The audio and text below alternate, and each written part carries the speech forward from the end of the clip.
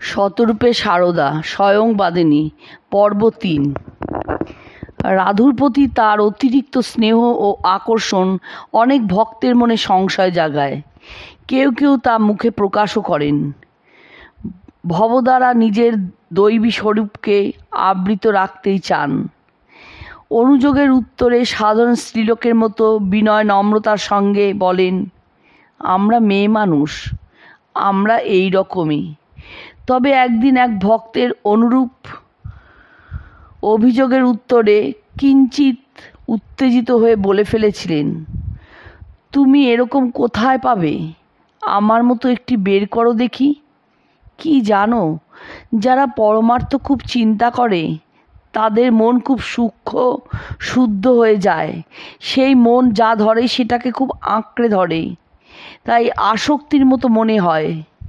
বিদ্যুৎ যখন চমকায় তখন শাসিতেই লাগে, খড়খড়িতে লাগে না।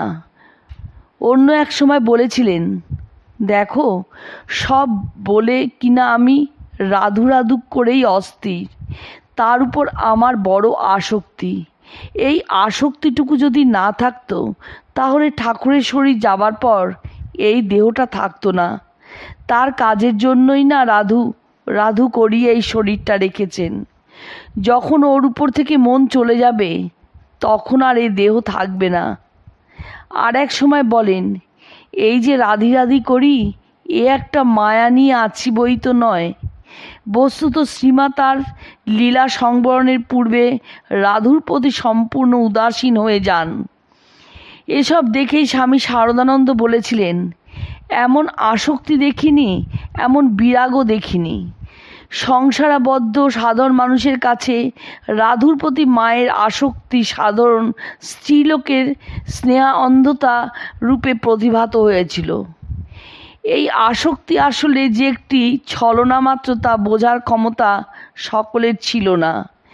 জগতের কল্যাণের জন্য নিজের উপর মায়ার আবরণ টেনে অবতার এবং অবতার সঙ্গিনী স্বেচ্ছায় নিজের স্বরূপে বিস্তৃত হয়ে থাকেন। একদিন এক সন্ন্যাসী ভক্ত মাকে প্রশ্ন করেন, আচ্ছা, আপনাদের কি সবসময় নিজেদের স্বরূপ মনে থাকে না? মা উত্তর দেন, তা কি সব সময় থাকে? তাহলে কি এইসব কাজকর্ম করা চলে? তবে কাজকর্মের ভেতর যখন ইচ্ছা হয়, সামান্য চিন্তাতে দপ করে উদ্দীপনা হয়ে মহামায়ার খেলা সব বুঝতে পারা যায়। স্বেচ্ছায় আত্মবিস্মৃতা জগন্মাতা তাই নিজেকে প্রশ্ন করেছেন, অনেক সময় ভাবি যে আমি তো সেই রাম মুখুজ্জের মেয়ে, আমার সমবয়সী আরও তো অনেক মেয়ে জয়রামবাটিতে আছে, তাদের সঙ্গে আমার তফাৎ কী? ভক্তেরা সব কোথা থেকে এসে প্রণাম করে, জিজ্ঞাসা করলে শুনি কেউ হাকিম কেউ উকিল। এরাই বা এমন আসে কেন? কখনো বা বলছেন, লোকে আমাকে ভগবতী বলে, আমিও ভাবি সত্যিই বা তাই হব, নইলে আমার জীবনে অদ্ভুত অদ্ভুত সব হয়েছে। অনেক সময় দেখা যেত অন্তরঙ্গদের আত্মপরিচয় দিতে গিয়েও শ্রীমা আত্মসংবরণ করে নিতেন। পুরনো দিনের কথা, দক্ষিণেশ্বরের ঘটনা। একদিন শ্রীমা তার অন্তরঙ্গ সেবিকা যোগীনমাকে বলেন, যোগেন, তুমি শুকনো বেলপাতায় পুজো করো কি? যোগীনমা বললেন, হ্যাঁ মা, কিন্তু তুমি তা কী করে জানলে? মৃদু হেসে শ্রীমা উত্তর দিলেন, আজ আমি সকালে ধ্যান করবার সময় দেখতে পেলুম তুমি শুকনো বেলপাতা দিয়ে। এই বলে কথাটা শেষ না করে তাড়াতাড়ি বলেন, পূজা করেছিলে। যোগীনমা স্তম্ভিত, হতভাগ হয়ে তিনি শ্রীমায়ের মুখের দিকে চেয়ে রইলেন। ধরা পড়ে গেছেন দেখে শ্রীমাও লজ্জা পেয়ে যোগীনমাকে জড়িয়ে ধরলেন। অনেক পরের ঘটনা। কামারপুকুরে এক ভক্ত শ্রীমাকে দর্শন ও প্রণাম করে বিদায় নেবার সময় শ্রীমা সহসা বললেন, বৈকুণ্ঠ, আমায় ডাকিস? বলেই আত্মসংবরণ করে বললেন, ঠাকুরকে ডেকো, ঠাকুরকে ডাকলেই সব হবে। সেখানে উপস্থিত লক্ষ্মী দিদি ভক্তটিকে বুঝিয়ে দিলেন শ্রীমার এই স্বীকৃতির ও আদর্শের তাৎপর্য। বৈকুণ্ঠ যেন শ্রীমাকেই ডাকে। আবার কখনো কখনো রহস্যময় ভাষায় তিনি তার স্বরূপের ইঙ্গিতটুকু মাত্র দিয়েছেন।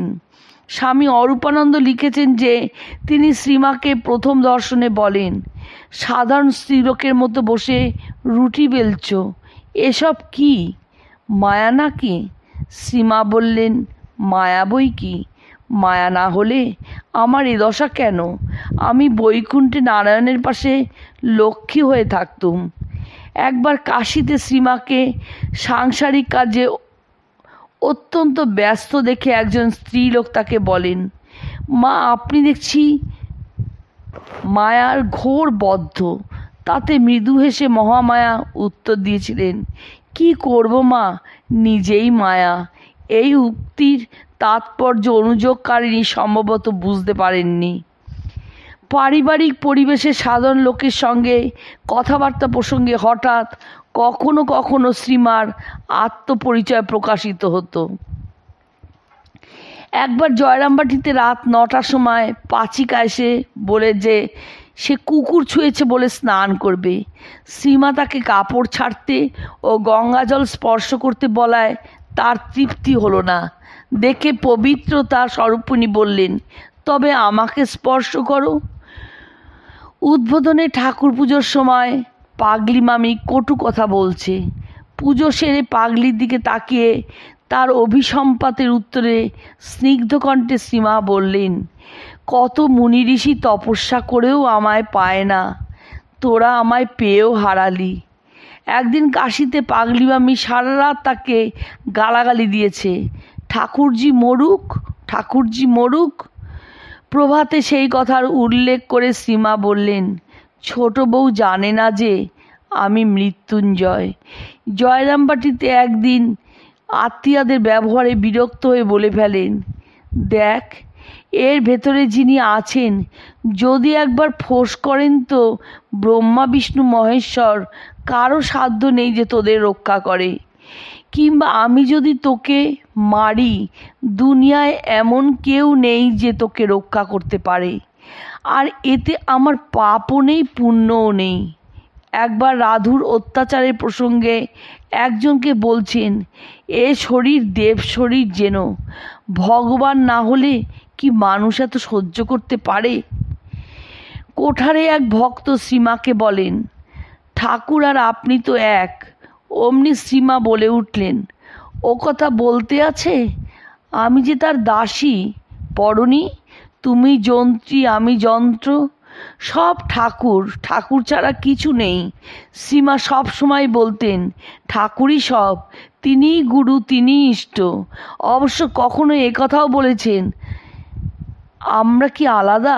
পরক্ষণে আত্মসংবরণ করে বলেছেন, কি বলে ফেললুম। নরশরীরে মহামায়াকে চেনার জন্য তার কৃপা যেমন প্রয়োজন, তেমনি প্রয়োজন সাধনলব্ধ শুভ সংস্কারের। এক ভক্তমহিলা একবার শ্রীমাকে জিজ্ঞাসা করলেন, মা আপনি যে ভগবতী তা আমরা বুঝতে পারি না কেন? সুন্দর উপমার সাহায্যে শ্রীমা তার বক্তব্যটি উপস্থাপিত করলেন। বললেন, সকলে কি করে চিনতে পারে মা? ঘাটে একখানা হীরা পড়েছিল, সবাই পাথর মনে করে তাতে পা ঘষে স্নান করে উঠে যেত। একদিন এক জহুরি এসে সেই ঘাটে এসে দেখে, চিনলে সেখানা এক প্রকাণ্ড মহামূল্য হীরা। শ্রীমায়ের কাছে যারা আসতেন তাদের মধ্যে এই জহুরির সংখ্যা বেশি ছিল না। তাই তার দৈবী স্বরূপ, তার সুস্পষ্ট ইঙ্গিত সত্ত্বেও অধিকাংশের কাছেই অজানা থেকে যেত। অবতার জীবন দেব ও মানব ভাবের আলো আধারিতে রহস্যপূর্ণ। রাজরাজেশ্বরী জগন্মাতা হয়েও শ্রীমা অতি সাধারণভাবে থাকতেন।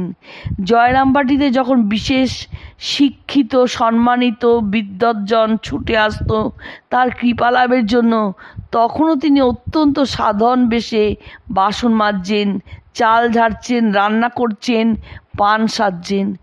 একদিন সকালে মা বারান্দা ঝাড় দিচ্ছিলেন, তখন এক ভিখারি এসে বলে, মা ভিক্ষে পাই গো।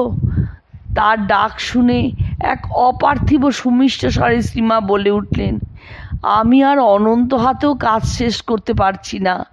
শ্রীমার সেই কণ্ঠস্বরে আকৃষ্ট হয়ে নিকটবর্তী ত্যাগী সন্তান স্বামী রীতানন্দ বিস্মিত হয়ে শ্রীমার দিকে তাকালেন। শ্রীমা সহর্ষে বলে উঠলেন, দেখো আমার দুটো হাত, আমি কি না আবার বলছি আমার অনন্ত হাত।